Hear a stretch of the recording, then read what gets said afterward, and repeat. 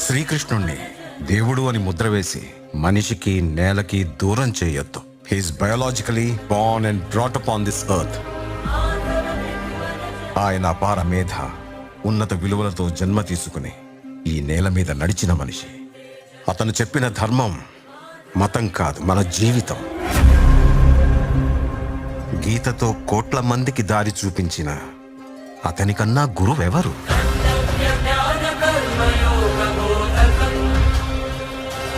రక్షణ కోసం సముద్రం మధ్యలో ద్వారకా నగరాన్ని కట్టిన అతనికన్నా గొప్ప ఆర్కిటెక్ట్ ఎవరు?